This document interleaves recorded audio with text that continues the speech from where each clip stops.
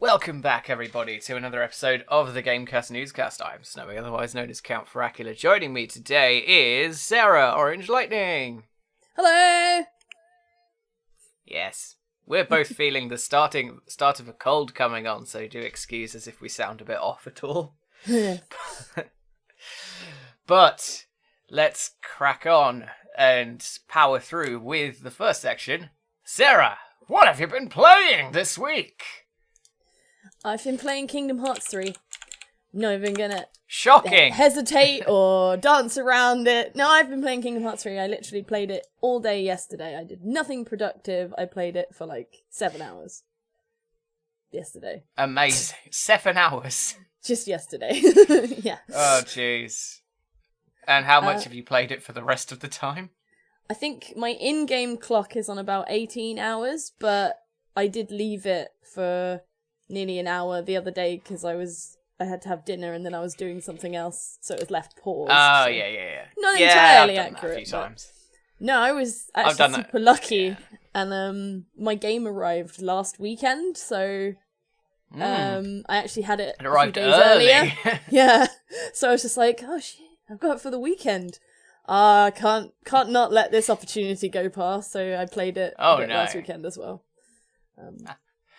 What are your impressions of it so far? I'm on the fence. You're enjoying it? I'm on the fence. It's been a long time since the Kingdom Hearts full game. It's good. It's definitely not crap. It is good. It's just there's bits of it that are a bit weird, and I'm not really sure why that's there.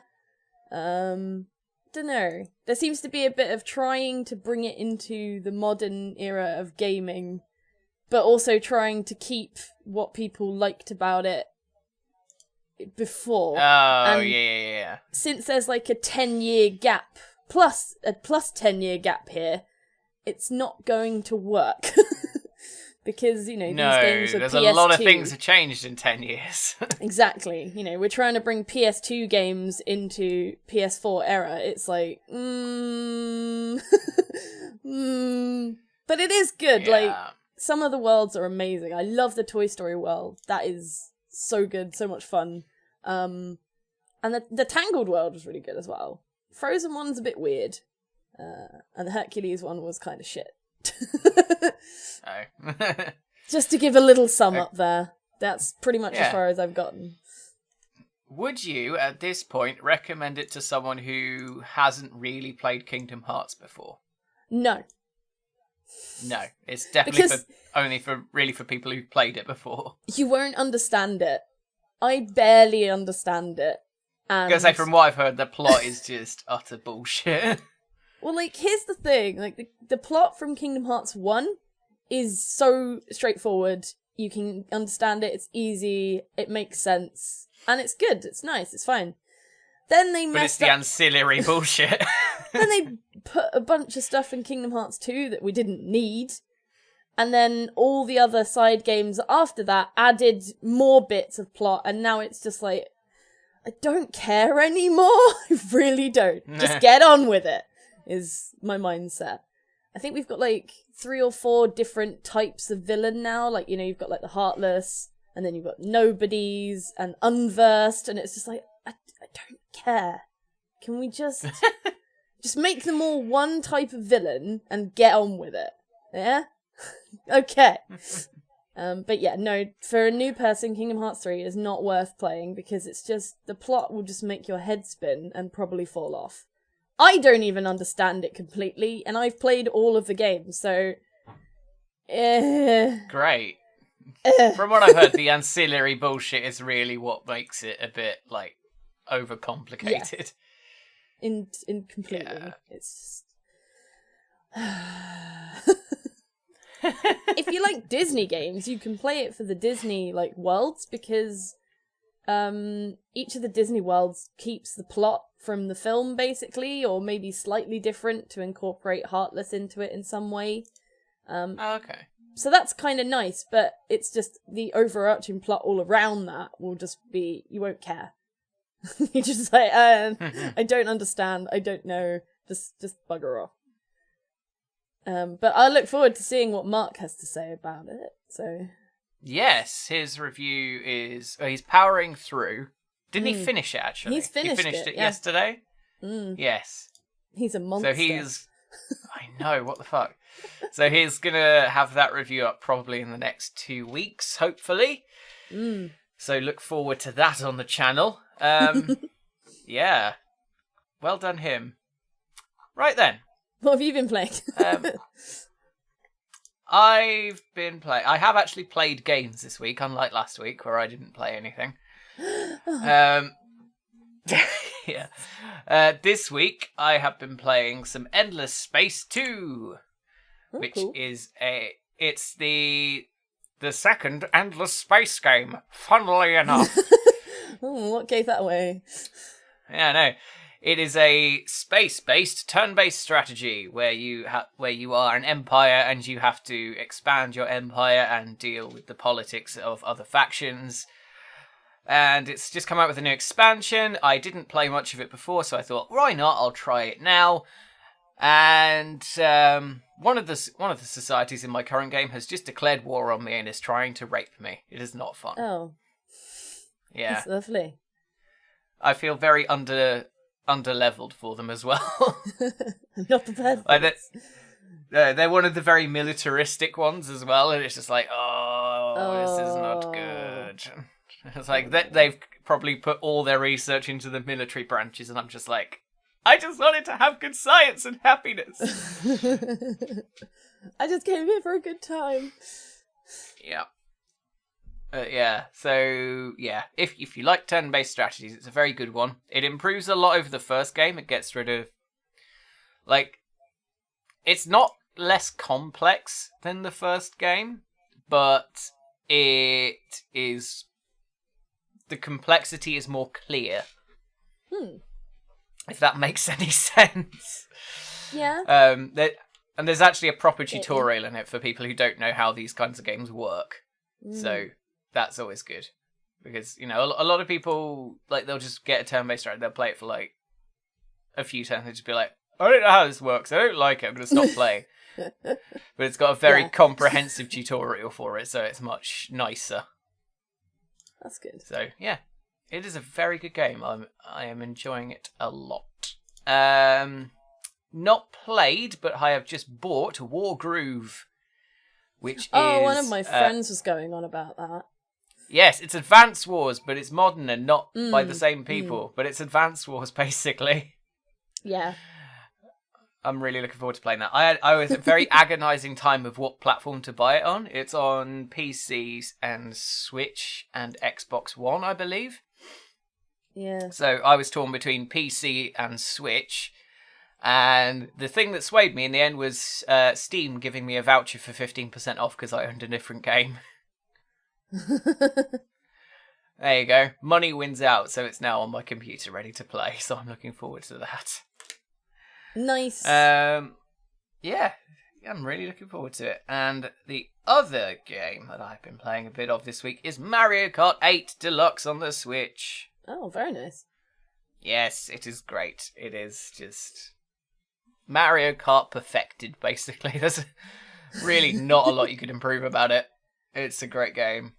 It's just one of those where you can just jump in, you have a great time, and then you leave. I'm currently working through the 100cc cups, and I've got most of them with 3 stars.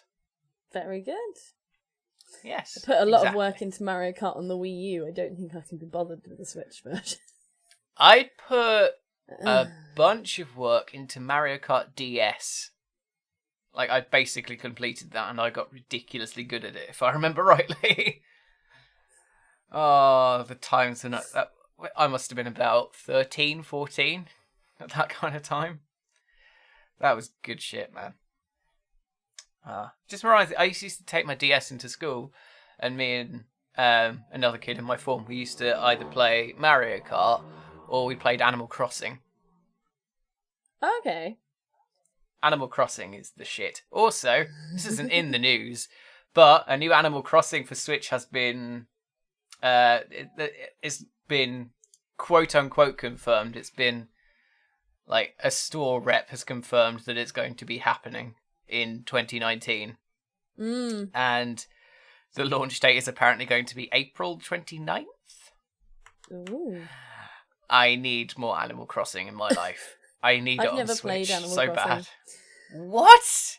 How? How have you never played it? The first one came out on GameCube, for fuck's sake. It's been out for ages. I didn't really have many games for the GameCube, to be honest. I mainly was playing PS2. The GameCube kind of. To be fair, the GameCube didn't have many games for the GameCube. No. But my GameCube was kind of put aside. I was playing PS2. I was playing Kingdom Hearts! Nah. No, I've never played Animal Crossing.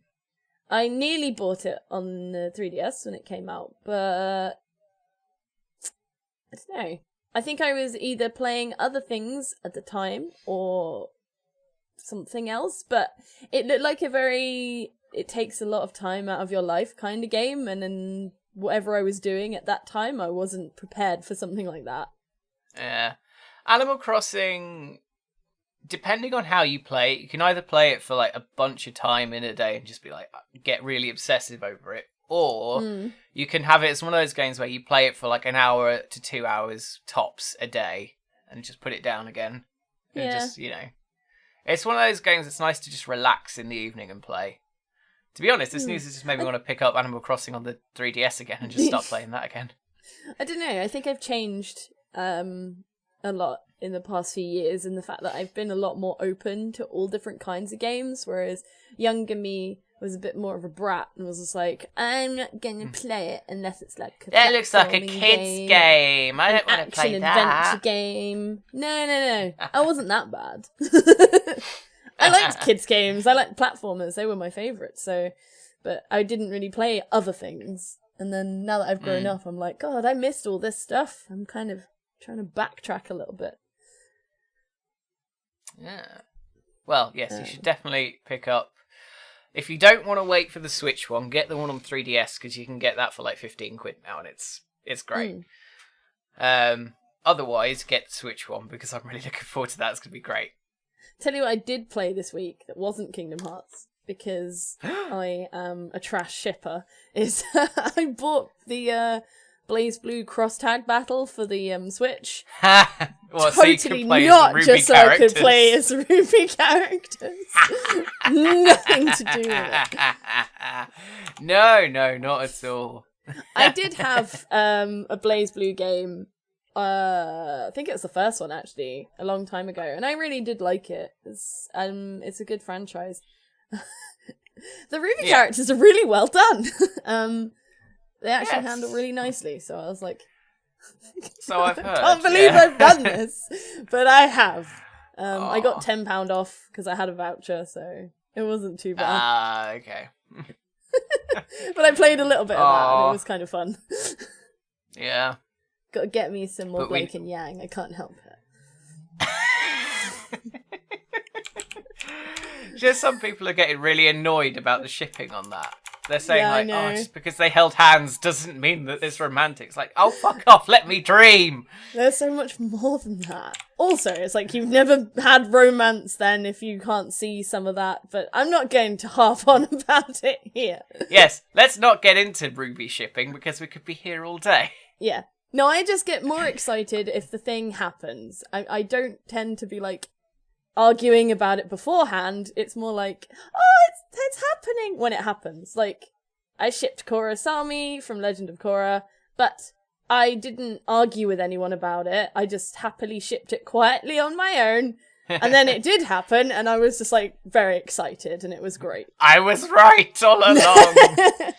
Me and Hannah watched it together, and we were both like, oh my god, like flapping. Like, it's happening! It's a thing! It was great. It's pretty great. So I hope to be able to repeat that, but, I will say no more. Yes. Anyway, with that bit out of the way. 15 minutes in, no news. Yeah, it's fine. We got a bit off topic there. That wasn't very gaming related, but, well, it was. They're in a game. But it's anyway. fine. Yeah, they have exactly. A game. It's fine. It's okay. It works, yes. The system works. But let's get on to the first news story of the show. I'm going to start us this week with just a fun, small bit of news, because why the hell not? A trend of tie-ins to movies, video game tie-ins to movies, is a thing that died out in sort of the late 2000s. Thank God. I know. But for those of you who missed those, I was about to say good times, but that's not actually correct. No. Those times, Groundhog Day, the 1993 movie, is getting a sequel in the form of a VR game. Why not? Of all things. I don't really understand. I don't know why this is a thing that's happening. I think Sony broke. It's like they just let just tearing the office loose one day. It's like, this guy's just got crazy ideas. They're just like, oh, fine. Listen to your stupid ideas for 20 years. We'll let you do this one. Do you think someone literally just walked in and went, I want to make Groundhog Day 2 the video game? And they just sort of stared at them for a minute and then just went, okay. Yes! Let's take a leaf out of Netflix's book and let them just do whatever. Go for it. Or maybe they've got two people in the company with exactly the same name and a weirdly similar email address. So they got an email from one saying, I want to make Groundhog Day 2. They got an email from the other one saying, I want to make a VR game, and they just got crossed wires. I'm confused between the two. Yeah. There's not many explanations as to why this would actually be a thing, but it's a thing that's happening. And the trailer's also... I actually think it looks kind of fun. Like, I watched the trailer, and to be honest, it looks quite funny. I'm kind of down with this. As a VR game, it would be, interesting. Yeah. Yeah, why I don't know. Odd. Yeah, you could have made this a totally new story thing on your own. It didn't have to be related to the Groundhog Day movie. Yeah, but okay. This is in video games, the concept of a Groundhog Day style thing isn't new because Ocarina of Time exists. Yeah. It's a thing. It's a thing that happens, reliving the same moment. I mean, technically that is the literal video game format. For when you die, you relive the moment again and do it right this time. So it's not really an uncommon thing. So, yeah, exactly. As a concept, it is something that could potentially go quite well with this kind of thing. Yes. Just so why is it does... based off the movie? Yeah. That's the only thing that's a bit strange. Exactly. It's a bit What year odd. are we in? 2019. 1993. That's kind of hefty gap. 26 years, yeah. Yes. I was 3. I was -1. Yeah, there was 3 when that movie came out. There you go. Well, That's how old it is.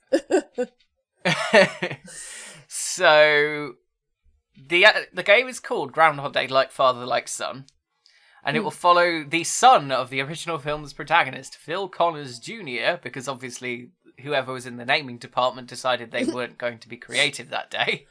It's probably to connect it more to the original, literally keeping the same name and everything. Maybe. But yes, apparently he's going to be stuck in a loop, just like his father, in the town of Puxatawney. Quote, until he learns the true value of friends and family. So it's basically just Groundhog Day, but they're making it a sequel so that it's not going to be entirely accused of ripping off the original. Yeah. I don't really... Because it's like, that's the same plot as the original. I guess because... if they were trying to build on nostalgia for the original, they've probably missed the boat because... I would say they'd be aiming at the wrong audience for a VR Yeah, their VR audience game. is... Because I've not actually seen Groundhog Day, but I think my parents have seen it. But That's a strange thing to have not seen. I've seen Groundhog Day multiple times. It just always seems to be on at certain times a year. I think my parents even had it on DVD. I just never watched it. I know what it is, and I know the premise, though. Obviously. Yeah. But yeah, no, the target market for anything to do with the original Groundhog Day is probably a bit too old to be playing VR. Yeah, so that's probably why they're making it a sequel. And Well, that's a bit mean. Not too old to play VR, but, you know, it's not they're really less aimed likely at them. to be adopting the technology. Yeah, like if I bought it and then told my parents I had it on VR, they'd probably play it and enjoy it. Probably. Depends how long it is.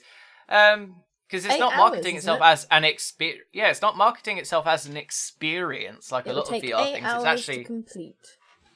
Wow. It's actually marketing itself as a game, which is more than most VR things do. But yeah, yeah, I think to be fair, I prefer the idea of them making it a sequel than making it as a reboot, because that's generally a better way of doing it. Because I know a lot of people hated Ghostbusters 2016, but wasn't it actually like technically a sequel? What, the Am I wrong? movie? Yeah. It's set in the same universe, I believe. Yeah. Or maybe it's... I believe so. Because they're all in it, but they're not the same characters, are they? I don't know. It's one of those weird can't things. remember. It's not... Yeah, but there's like a lot of controversy. Everyone was just like... Oh, it was... Yeah. It was a mess. It was a real mess. I liked it. But yeah. It was a good movie. Yeah. It's just a shame that it had a lot of bad press around it. Yeah. It's because the trailer was terrible. They made a really bad trailer. Trailer department need to be fired. It was a bad trailer. It upset a lot of people. It really did. To be fair, I don't really like Melissa McCarthy, so... No. That kind of I just really enjoyed it. I thought it was a pretty solid film. I thought it was funny. Yeah. Good graphics and stuff. I saw it at the cinema. I quite liked it. I just thought that... Oh, I can't remember his name now. Is it Chris Hemsworth? This is it. He was the worst part about the movie. Oh, well, that's annoying. His dumb blonde style character was just very, very irritating. Oh well. Yeah. Yes, let's stop talking about that before we attract the internet shouty people. I can't be asked to deal with that. If you enjoyed it, great. If you didn't enjoy it, good for you. That's nice. I don't care. Anyway, so let's actually just have a little... The thing that's giving me faith in the Groundhog Day game is who's developing it. It's being developed by Tequila Works. They made Rhyme, which is... It was pretty well received, actually, if I remember rightly. It's a puzzle platformer. I remember Max playing it. I believe he quite liked it as well. I have it. I haven't played it. I've not played it either. I just know that it got a pretty decent reception. It looked really pretty, and I wanted to play it. So it is on my list of... I will play this game one day. Yes, it's one of those games I bought. It looks like I bought it in November and I've not played it. So. I think I got it. PSN gave it away for free at one point, I think. So. Right. I snatched it. It's one of those. It's one of them. But yes, the other thing that they helped create, the other thing they helped make was the Sexy Brutale, which actually has time loops in it as a mechanic. Also have not played. I have bought it. I've seen people play through it. It's real fun. Like I think I got it on a Humble at one point. Yeah, it's a great little game. It deserves so much more attention than it got. Jim Sterling, if I remember rightly, was a huge fan of it as well. Like when it came out, he was just like, I think it ended up on one of his best games of the year for whatever year it was. Oh, nice. Yeah, so the developers have experience in this kind of mechanic, and they've made, by and large, pretty good games. So hopefully this is going to be good. It's just going to be interesting to see how well it works as a sequel and how well it works as a VR game, and whether or not those two things mesh together very well. Yeah. We'll see. Anyway, that topic went on slightly longer than I was expecting it to, but yes, Groundhog Day, Like Father, Like Son, is expected to come out at some point in 2019. If that interests you, follow it, but it's probably only going to be out on... I was about to say it's only going to be out on PSVR, but weirdly it's not. No. Because it's being developed by Sony, who you'd think would want to put it on just PSVR, but it's also coming out on Rift and Vive. Go figure. Anyway, that's going to come out this year at some point, and let's move on to the next story of the show. Do you like being insensitive on social media? Because Ubisoft does. I had to think about the intro for that for a few seconds as well. How do I make a funny thing for that? I don't know. And being careful at the same time. Yeah, exactly. Well, I was being more careful than Ubisoft were. Hey! Hi-oh! Yes, Ubisoft have pulled a CD Projekt Red and Subnautica and several other, companies that have had social media disasters in recent years. Oh. And in a promotional email for the Division 2's beta, they decided to use the tagline. Well, I'll just read the email, why not?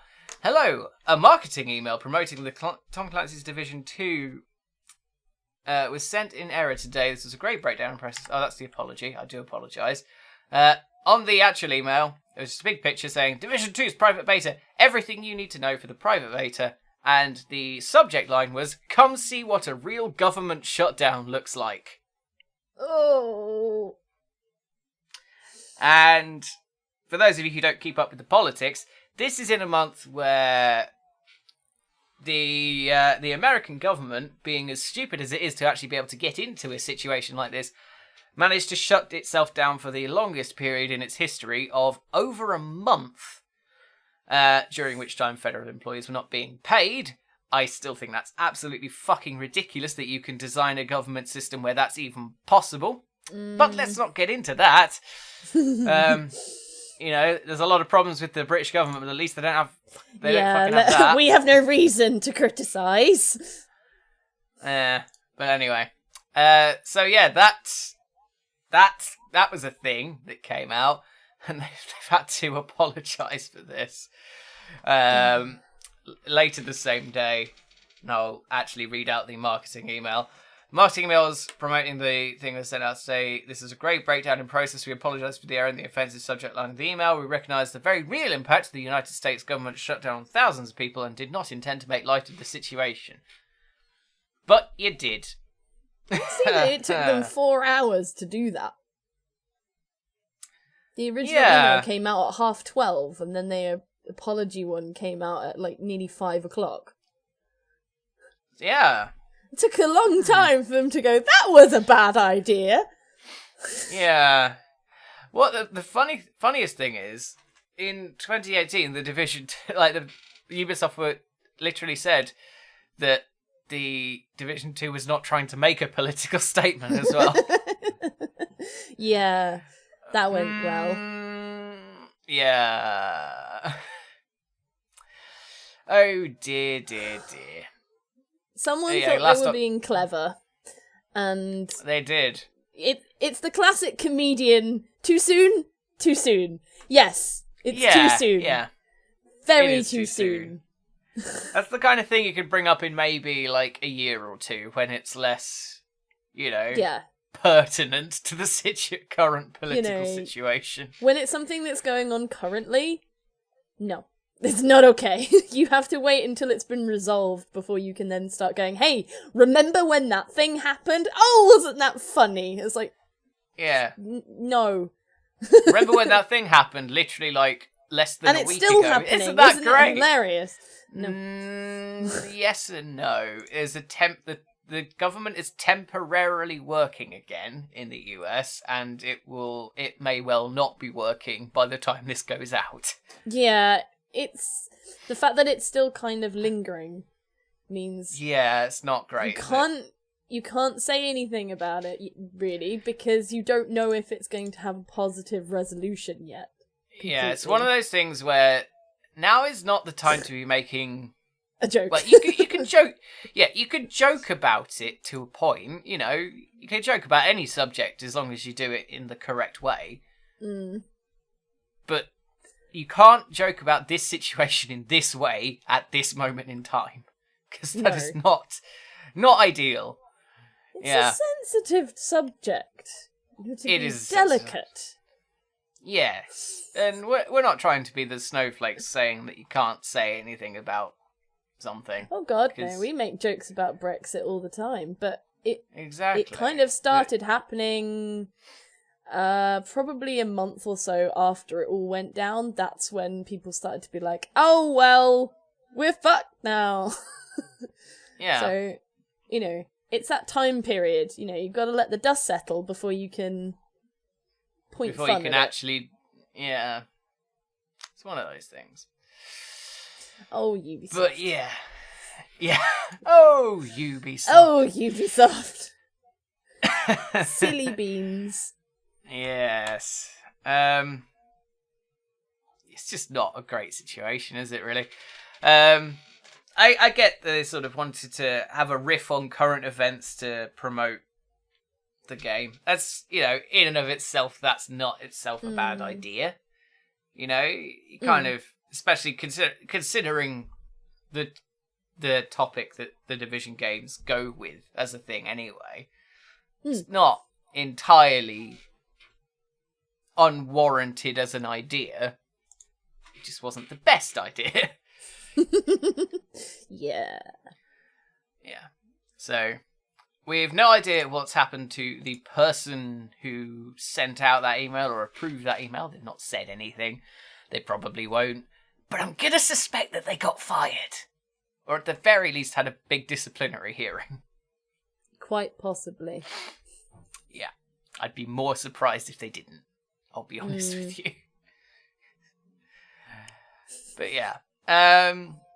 You know, they apologised at least. They apologised the same day, which is better than happens in a lot of these situations where they take like a few days to see how offended people actually are before apologising.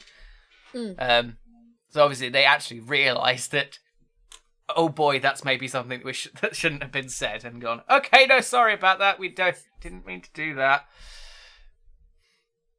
But yeah.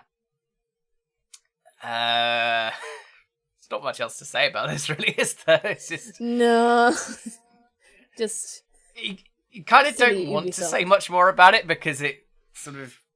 You risk straying into territories where we, as a gaming podcast, don't really want to be heading into.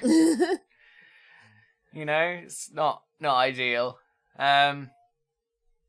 Still, it's not going to stop the Division having, you know, awful microtransactions and terrible business practices in it, is it?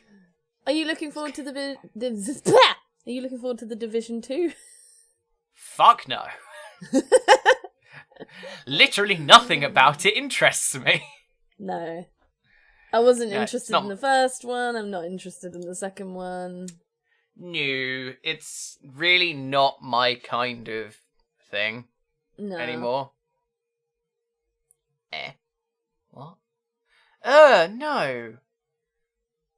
I don't know whether sorry, completely unrelated. I don't know whether this is a glitch or they're changing something on Twitter, but on my feed, I'm looking at like the reply, favorite, and retweet thing, and a few of them have the number, or like they've got the word for 5 or 24 instead of the number. Oh. Next to it. And it looks really ugly. I don't know if that's a glitch or not. It feels like it should be a glitch. I really hope it's a glitch because it looks terrible otherwise. Oops. For some reason it's deciding to translate my... What are you doing? Okay, Google Chrome's being weird. I don't understand. Anyway. Oh, Chrome's doing it. Chrome just tried to translate Twitter. No. Even though I'm looking at it in English. I'm confused.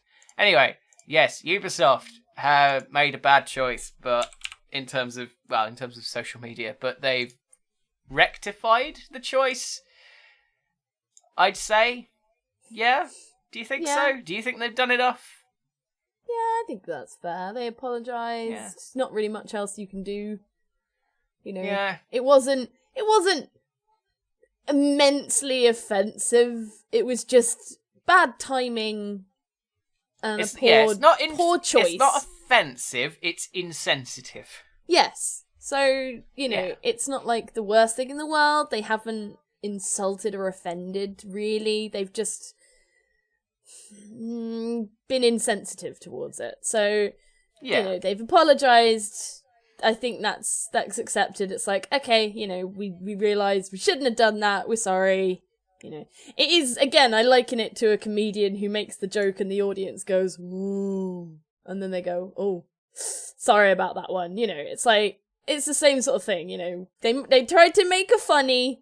The funny wasn't very funny at the moment. There we go. Yeah. Right.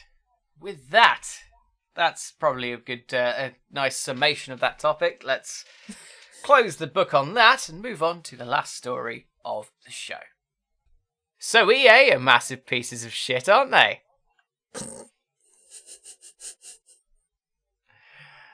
Yes, I've added the word massive to that because it just seems more appropriate. But they've been given a nice slice of humble pie this week. Ah, what a shame. Right, let's get on to the story. You may remember the loot box controversy of 2017 and 2018. You may remember that it is still technically going on because, countries are introducing legislation, countries are looking into it. In fact, the UK government actually sent out, I believe, some sort of survey regarding whether or not people think that loot boxes in gaming and stuff like that are actually forms of gambling, which is a big step forward considering sort of this time last year they were just like, no, we don't care. But one of the countries to go furthest was Belgium, who outright banned loot boxes in their country. And while most companies complied with the new Belgian law and removed the loot boxes in their games, EA remained steadfast in their convictions and decided that they weren't going to follow the law. Go figure. Were they maybe thinking that if they didn't back down, then the Belgian government would go, oh, okay then, that's fine. I don't quite know what they were trying to achieve. EA. We're EA, we can do what we like. I don't really understand, to be honest. I don't know what their end goal was in that situation. Stubborn. But still. Yes. What it did lead to, though, is the Belgian government launching a criminal investigation into EA, promising prison sentences for people. Don't know who specifically, but for people, because they refused to modify the card packs in FIFA because FIFA has gambling in it. Because of course it does. It's funny how they talk about the loot boxes not being aimed at, like, they're not targeted at children, but they always seem to be in the games that the children actually buy. Yeah. It's funny that, isn't it? It's almost Not like saying that. purpose. I'm not saying there's any connection there. Obviously, I'm just saying that it's funny how that seems to be a thing. Anyway, still, EA have now given in to the pressure. They have disabled the FIFA card loot boxes in Belgium. You can no longer buy them for real money. You can earn them through playing the game as normal, like you can do anyway, but you can no longer use you can no longer buy FIFA points to get the FIFA Ultimate Team packs. So, yay? I feel this is a very half-hearted thing, to be honest. But yes, EA is still trying to maintain that the loot box, the paid loot boxes are a good thing, saying that they apologise to their players in Belgium for any inconveniences caused. Lovely. We apologise that we can no longer fleece you for your money. But yes, so, obviously this has come after, having discussions with the Belgian authorities and realising maybe we shouldn't be breaking the law in a country so we can sell loot boxes. That might not be the best idea.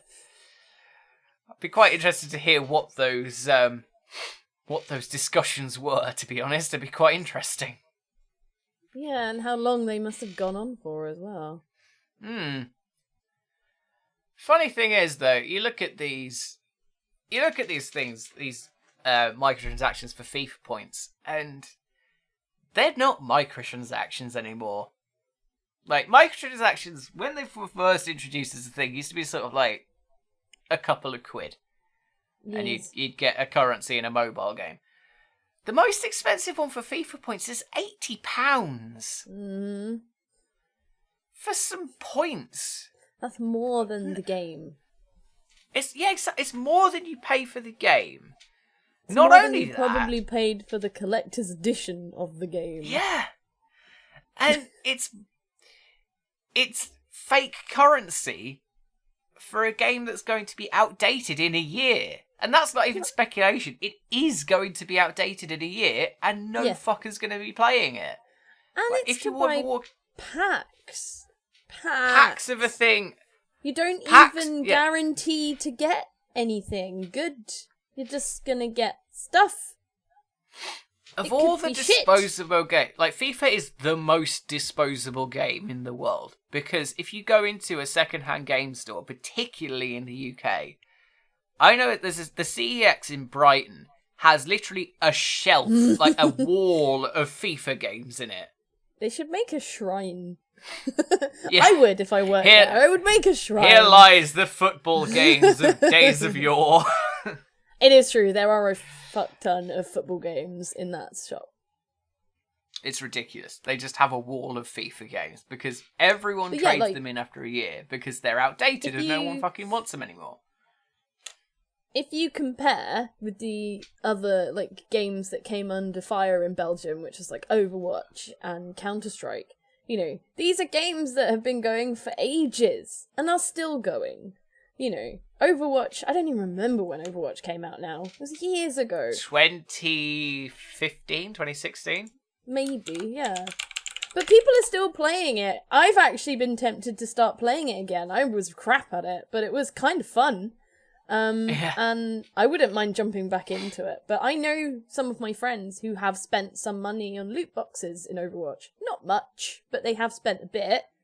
And, it's something that they'll have for ages because Overwatch hasn't shown any sign of a potential Overwatch 2. They're still updating it, so, at least you know that your stuff's going to be relevant for a while. Yeah. I think... But yeah, FIFA is freaking yearly game. They replace it. Yeah. Does your stuff transfer over? Probably not. Buy it again. Because EA! I'm going to check if FIFA points actually transfer over.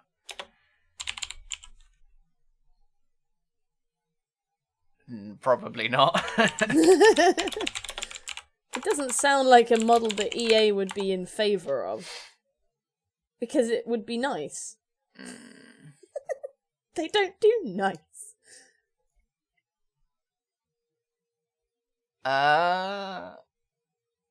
Right, so you can transfer the coins between games, until a certain point after the new game's release. This was true between FIFA 17 and FIFA 18. I don't know if this is still true.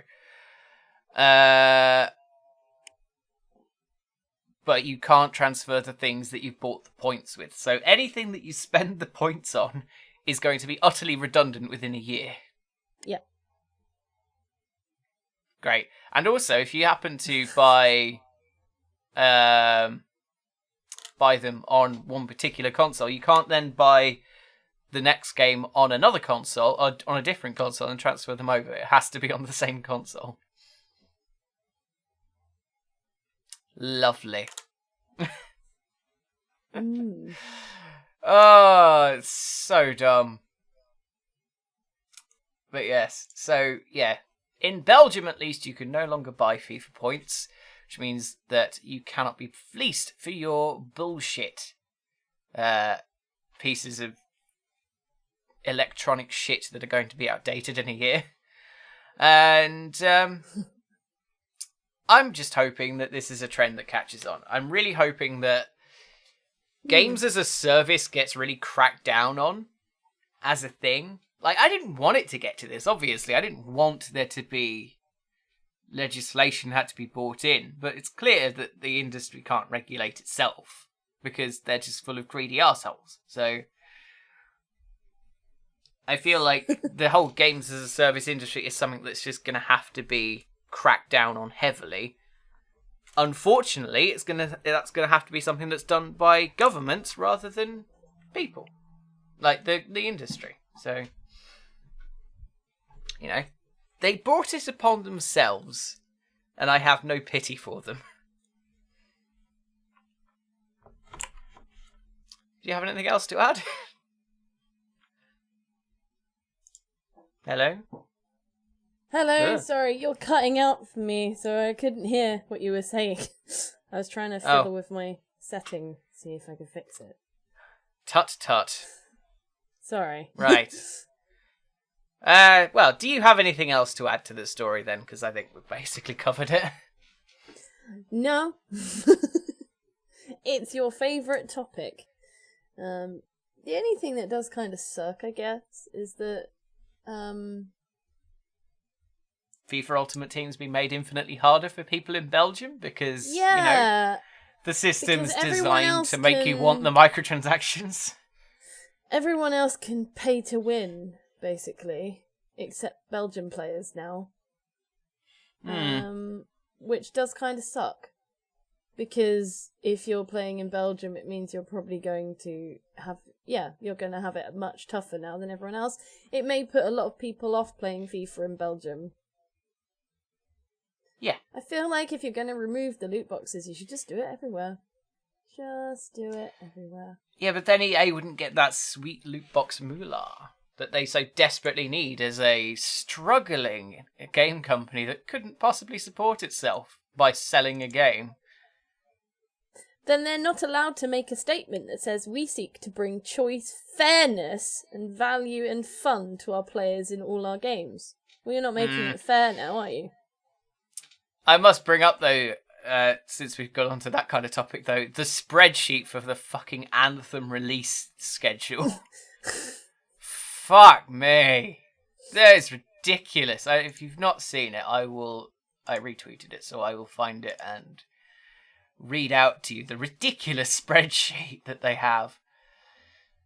It really is one of those situations that if you need a spreadsheet for this, then this is not something you should be doing. So, ways to play Anthem.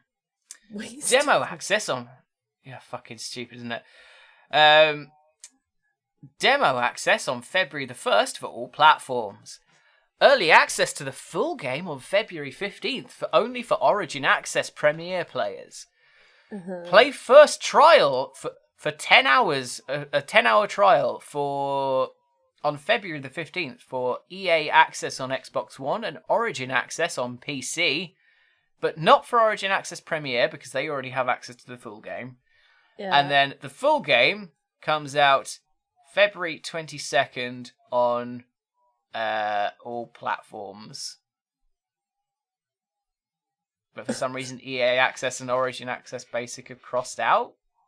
I don't know. That's very confusing. They've already got it? I don't know. I was so confused. It's such an awful spreadsheet as well. It's so poorly laid out. But yeah, this isn't something that requires a spreadsheet, but No. they've made it. Oh. I remember when, this is going to sound awful. I remember when fucking spreadsheets used to be about the kinds of DLC and the bullshit you could get with the game that Ubisoft was handing out. That was still bullshit then. This is somehow even more bullshit. I remember a time when games used to just come out. Yeah. And, you know, Goodness. there wasn't betas or trials and everything just... Hey, Or look, about 6 that billion game is on the shelf now. I can buy it and play it Or today. about 6 billion different versions with varying amounts of content carved out of it. You know, I do like it's some of the kind replies of to this. sad. Yeah, it really is. Some of the replies to this, though, are great. Someone's replaced the chat with ways to play Sekiro, Shadows Die Twice, March 22nd, buy the game with a big tick. Someone's also replaced it with ways to play Warframe, just play the game on all the platforms. You know, it's like, come on. Why is this happening? I know. I feel bad for anyone. Someone's added an extra column onto the end of it saying 50% off on the game because we fucking shit the bed once again on idiotic marketing bullshit pre-order system. March, sometime we don't fucking know. Buy the game, you mindless stupid consumer 2019.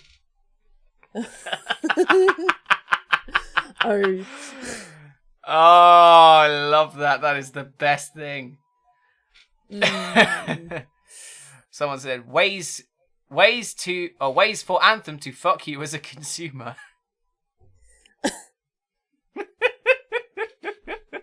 why do I feel like this is going to be an embarrassing release already?